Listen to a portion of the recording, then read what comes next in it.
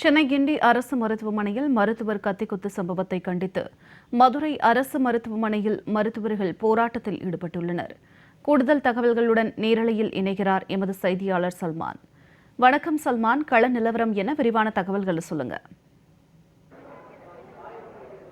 சென்னையில் உள்ள கிண்டி அரசு மருத்துவமனையில் பணியில் இருந்த அரசு மருத்துவரை நோயாளியினுடைய உறவினர் கத்தியால் குத்திய சம்பவம் என்பது தமிழகம் முழுவதிலும் நேற்று மிகப்பெரிய ஒரு பரபரப்பை ஏற்படுத்திய நிலையில் அரசு மருத்துவர்கள் சங்கம் சார்பாக நேற்று முதலாக காலவரையற்ற பணி புறக்கணிப்பு போராட்டம் நடைபெற்று வருவதாக அறிவிக்கப்பட்டிருக்கிறது.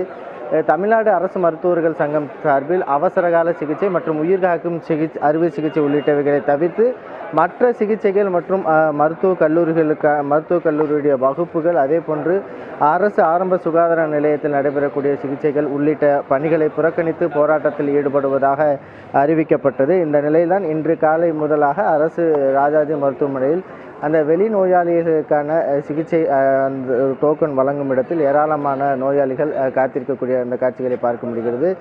தற்பொழுது அந்த வெளிநோயாளிகளுக்கான அந்த அனுமதி சீட்டானது வழங்கப்படுகிறது. ஆனால் எப்போதும் பார்க்கக்கூடிய அந்த வெளிநோயாளிகளுக்காக சிகிச்சை அளிக்கப்படும் மருத்துவ பரிசோதனை நடைபெறக்கூடிய பகுதிகளில் அதற்கான மருத்துவர்கள் தற்போது வரைக்கும் வருகை தராத ஒரு நிலையில் அவர்களுக்கான அந்த டோக்கன்கள் மட்டும் முதல் கட்டமாக வழங்கப்படுகிறது. தற்பொழுது அரசு மருத்துவமனை நிர்வாகம் தரப்பிலாக ஆர்எம்ஓ மற்றும் ஏஆர்எம்ஓ மூலமாக அந்த வெளிநோயாளிகளுக்கான சிகிச்சை வழங்கப்படுவதற்கான நடவடிக்கை எடுக்கப்பட்டு வருவதாகவும், அதே போன்று அந்தந்த வார்டு பகுதியில் ஒவ்வொரு நோயாளிகளும் பல்வேறு நோய்களுக்காக வெளிநோயாளிகளாக அனுமதிக்கப்படுவார்கள்.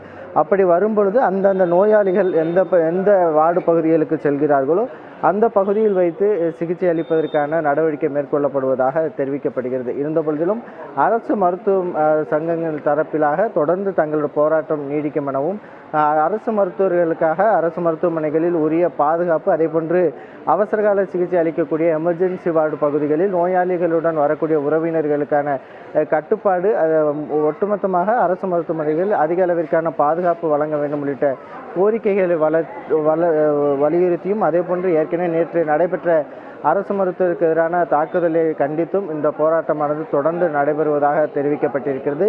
12 மணிக்காக மதுரை அரசு ராஜாஜி மருத்துவமனையில் அரசு மருத்துவர்கள் கண்டன ஆர்ப்பாட்டத்திலும் ஈடுபட உள்ள நிலையில்தான் தற்பொழுது இந்த வெளிநோயாளிகள் பிரிவில் இருக்கக்கூடிய அந்த நோயாளிகள் காத்திருக்கக்கூடிய ஒரு நிலையைத்தான் நம்மால் பார்க்க முடிகிறது.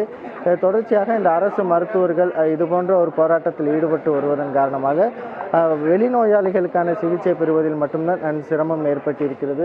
தற்பொழுது இந்த டோக்கன்கள் வழங்கப்பட்ட நிலையிலும் அந்த நோயாளிகள் எங்கு சிகிச்சை பெறப்போகிறார்கள் என்ற ஒரு குழப்பத்தோடு அவர்கள் அங்கும் இங்குமாக அலையக்கூடிய ஒரு நிலை, காத்திருக்கக்கூடிய ஒரு நிலை தான் காணப்படுகிறது.